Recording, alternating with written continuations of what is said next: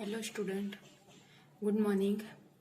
આગળના લેક્ચરમાં આપણે ડિસએડવાન્ટેજ ઓફ ડીબીએમએસમાં આપણે ફર્સ્ટ જોયું હતું કે ડેટા રિડન્ડન્સી અને નેક્સ્ટ આવશે એની અંદર આપણો data ઇનકન્સિસ્ટન્સી.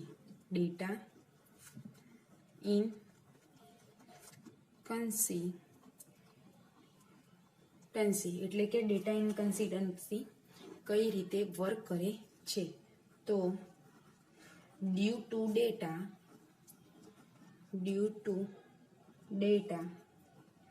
redundancy it is possible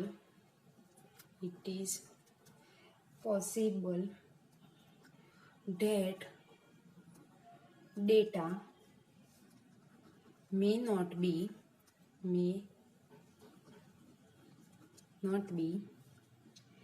in consistent status. એટલે કે એની અંદર આપણે કહી શકીએ કે ડેટા ઇનકન્સિસ્ટન્સ કઈ રીતે વર્ક કરે છે. તો ડેટા રેડિડન્સીને કારણે તેવું શક્ય બને છે કે ડેટા કન્સિસ્ટન્ટ સ્ટેટમાં ન હોય. તો આપણે એને સમ એક્ઝામ્પલ તરીકે આપણે લઈએ કે કોઈ એક પર્સને એને બેંક અકાઉન્ટ ઓપન કરાવ્યું છે, પણ હવે એ પર્સન એડ્રેસ ચેન્જ કરે છે અને બેંક એકાઉન્ટમાં પહેલાનું એડ્રેસ છે. તો હવે શું બનશે, તો હું તમને ડીપમાં સમજાવું કે કોઈ એક કસ્ટમરે તેનું એડ્રેસ ચેન્જ કર્યું અને તે કસ્ટમર બે એકાઉન્ટ ઓપન કરાવેલા છે. તે છે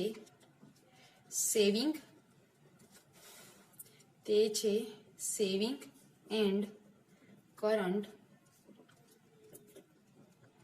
account.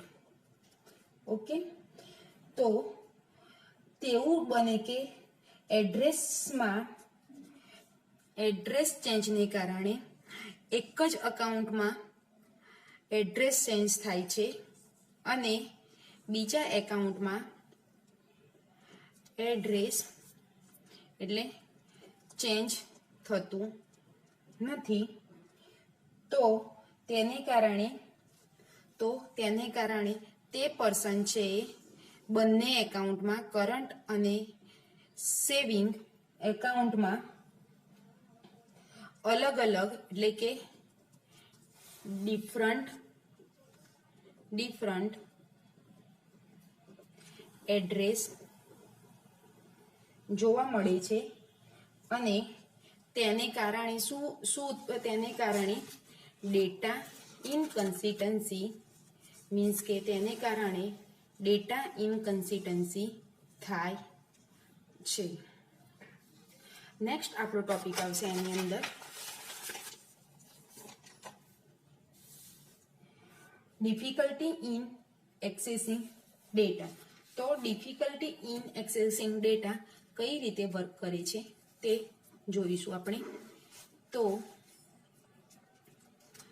Difficulty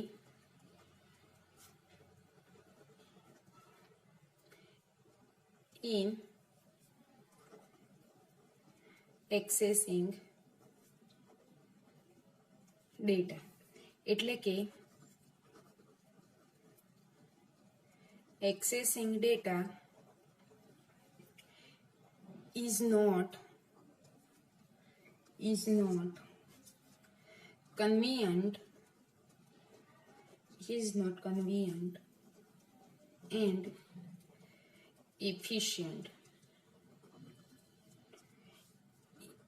in file processing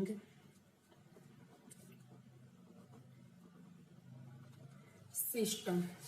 તો ડેટા ડિફિકલ્ટી ઇનકન્સિસ્ટન્ટ ડેટામાં એવું બને છે કે ફાઇલ પ્રોસેસિંગ સિસ્ટમ વખતે ડેટાને એક્સેસ કરવો એટલે કે ડેટાને એક્સેસ કરવા માટે ઇનકન્સિસ્ટન્ટ અને એફિશિયન્સી હોતી નથી.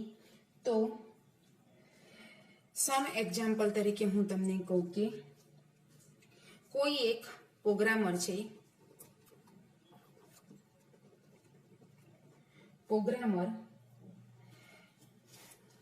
તે ઓલ ઓવર કસ્ટમર્સની ઇન્ફોર્મેશન તમને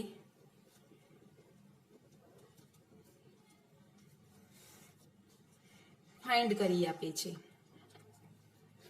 પણ જો કોઈ સ્પેસિફિક સિટીના કસ્ટમરની માહિતી જોઈતી હોય તો કોઈ એક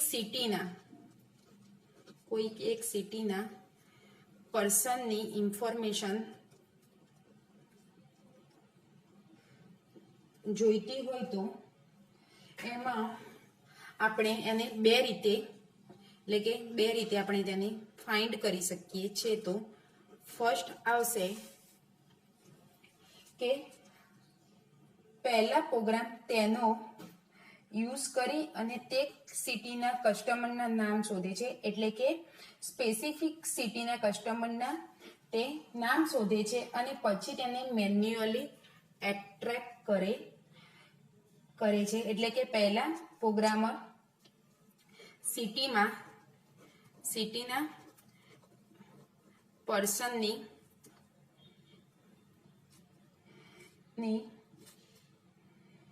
નામ ફાઇન્ડ કરે છે અને પછી તેનું એડ્રેસ ફાઇન્ડ કરીને મેન્યુઅલી એક્સટ્રેક્ટ કરે છે.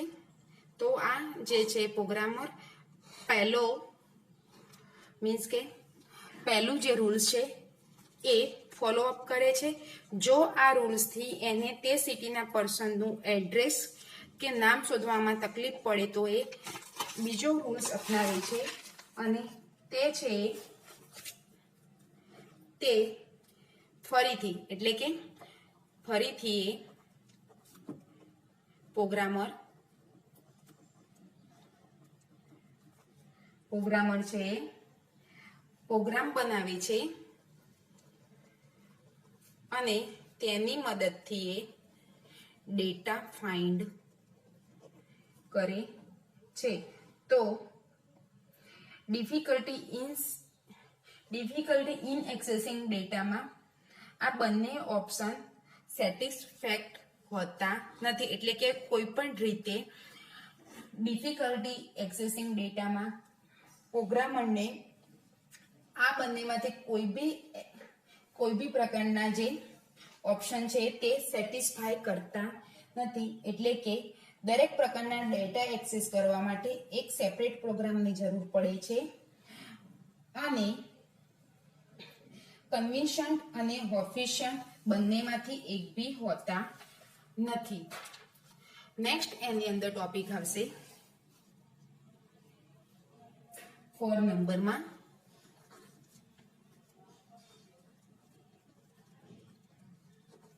Limited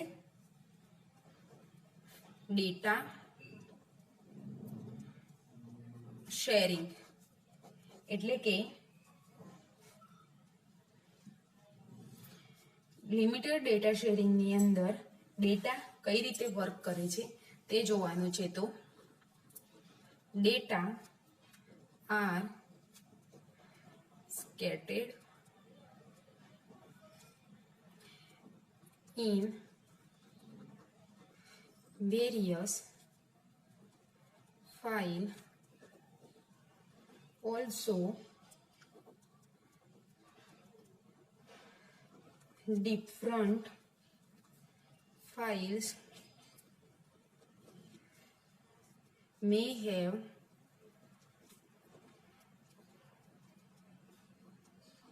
may have different formats and these files may be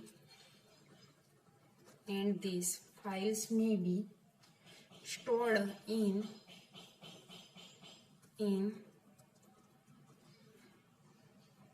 different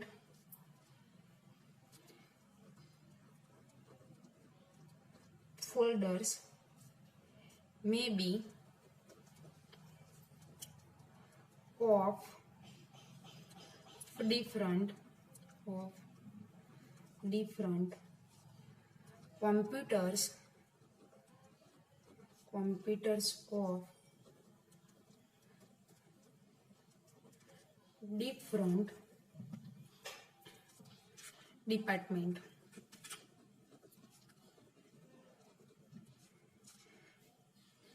એટલે કે હું તમને સમજાવું કે ડેટા લિમિટેડ શેરિંગ વખતે શું પ્રોબ્લેમ થાય છે. તો ડેટા ડિફરન્ટ ફાઇલમાં સ્ટોર થાય છે, એટલે કે ડિફરન્ટ ફોર્મેટ્સમાં તે સ્ટોર થાય છે અને અલગ અલગ ફાઇલની ફોર્મેટ એટલે કે જે ડેટા સ્ટોર થયેલા છે એની ફાઇલ અલગ અલગ હોય છે. આ અલગ અલગ ફાઇલ્સના અલગ અલગ ફોલ્ડરમાં અલગ અલગ કોમ્પ્યુટરમાં હોય છે, એટલે કે તમે જે ડેટા સ્ટોર કરો છો એ અલગ અલગ પ્રકારના હોય છે અને એ જે ડેટા સ્ટોર થાય છે તે અલગ અલગ ફાઇલ નામે સ્ટોર થાય છે અને એ સ્ટોર થયેલા ડેટા અલગ અલગ ફોલ્ડરમાં અલગ અલગ કોમ્પ્યુટરમાં હોય છે. એના લીધે લિમિટેડ ડેટા શેરિંગનો પ્રોબ્લેમ ઉત્પન્ન થાય છે. નેક્સ્ટ આપણો હવે ટોપિક આવશે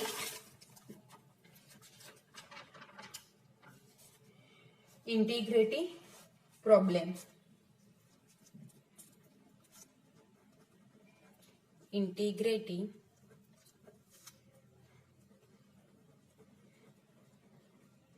પ્રોબ્લેમ્સ. તો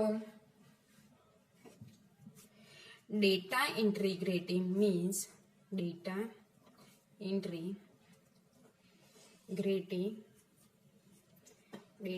integrity means that the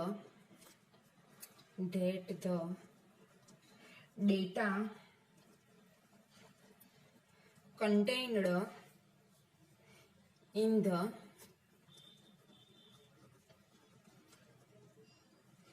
database is both correct and consistent. એટલે કે ડેટા ઇન્ટિગ્રેટેડનો મતલબ એ થશે કે ડેટાબેઝમાં આવેલા ડેટા કરેક્ટેડ અને કન્સિસ્ટન્ટ બંને છે, તો જ એવું બની શકે કે ડેટાબેઝમાં સ્ટોર કરવામાં આવતો ડેટા અમુક રૂલ્સ ફોલો કરે છે. એટલે કે જે ડેટા તમે સ્ટોર કરો છો એટલે કે કન્ટેઇન કરો છો તે ડેટાબેઝ કરેક્ટ અને કન્સેન્ટ હોય તો જ ડેટાબેઝની અંદર તે અમુક રૂલ્સ ફોલો કરે છે. તો સમ એક્ઝામ્પલ તરીકે હું લઉં કે કોઈ એક અકાઉન્ટ તમારા અકાઉન્ટનું બેલેન્સ 0 બતાવે છે. ઓકે, તો એકાઉન્ટની અંદર 0 કરતા બેલેન્સ ઓછું ના હોવું જોઈએ તો જ આ પ્રકારના કન્સ્ટ્રેન્ટ એપ્લિકેશન પ્રોગ્રામમાં એડ કરી શકાય છે.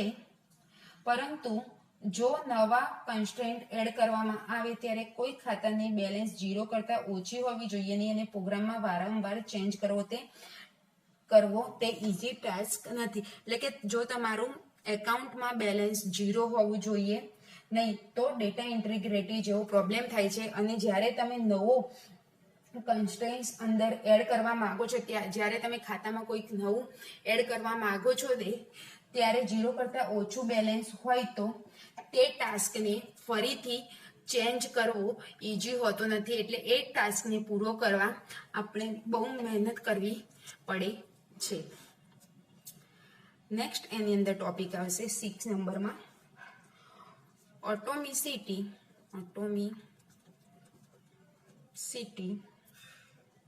પ્રોબ્લેમ્સ. તો એની operation on database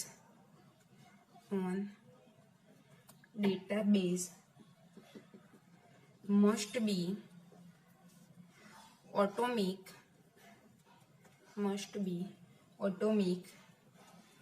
This means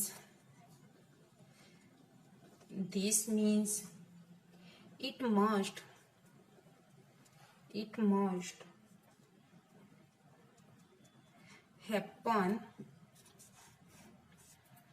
happen in its entirely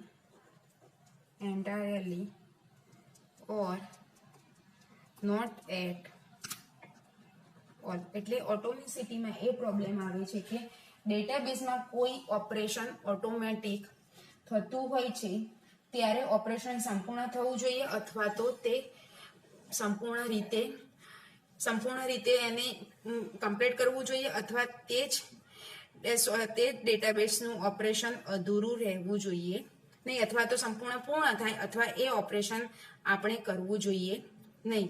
તો સમ એક્ઝામ્પલ તરીકે હું તમને કહું કે તમે કોઈ એક એકાઉન્ટમાંથી સેકન્ડ અકાઉન્ટમાં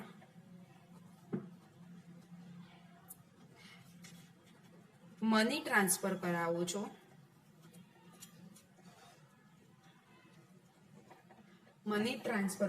છો, ત્યારે સિસ્ટમ ક્રેશ અથવા તો વાયરસ એટેકને કારણે, એટલે કે સિસ્ટમ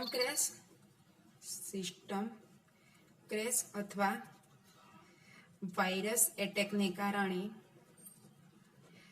તમે જે મની ટ્રાન્સફર કરાવો છો એ ફેલ જાય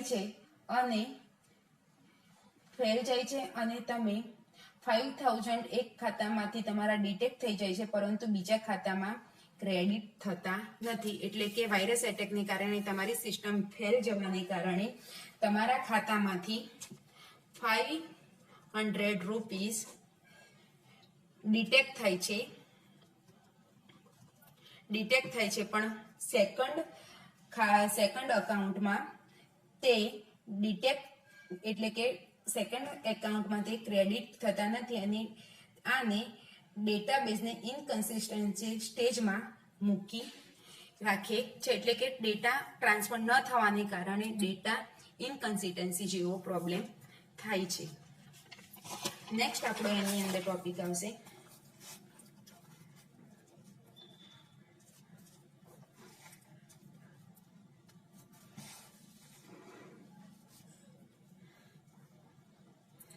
concurrent access anomalies. એટલે કે એની અંદર આવશે કે multiple users are allowed to access concurrent. This is for the better performance and faster response. એટલે કે હવે